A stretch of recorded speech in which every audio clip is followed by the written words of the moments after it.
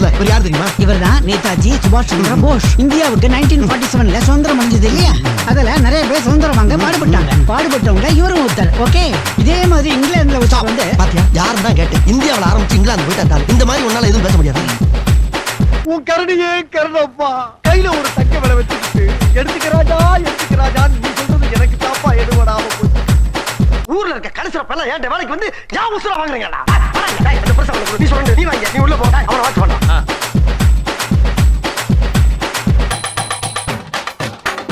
நான் வட்டச்செயலாளர் வண்டமுருகன் பேசுறேங்க. மீச்சல தீய வைக்க அதே எனக்கு வழியா உள்ள ஏன் நடந்து போறேன். இத போய் வழியா உன்கிட்ட பணத்தை வாங்கிட்டு ஏமாத்துறவன நீ என்ன பண்ணுவேன்னு எனக்கு தெரியும். அது கரெக்ட்.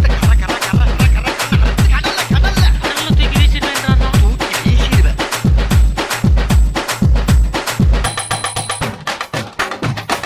சைக்கிள் கம்பெனி வச்சார சரின்னு சொல்லு. சும்மா அந்த வழியில வச்சுக்கலாம். அட என்னப்பா சொல்லுப்பா. எல்லாம் ஜெயிச்சு நான் உனக்கு தர்றேன். சரின்னு சொல்லு. சரின்னு சொல்லவா? சைக்கிள்ல வியாபாரம் பண்ண போறியா, மோட்டார் பைக்கில் வியாபாரம் பண்ண போறியா? இருக்கு பயல. சரின்னு சொல்லுடா.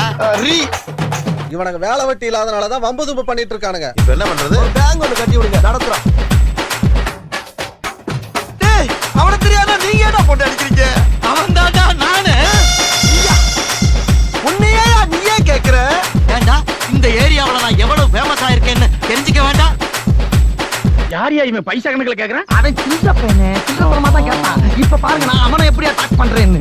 4 லட்சம் ஒரேடியா ஏறிய படிப்படியா போயடா. படிப்படியா போனா அவன் லிப்ட்ல போயிருவான். அவன் போறதுக்கு மேல நீ பொசுக்குன்னு போயிரணும். குறுக்க கம்மிண்டமா பேச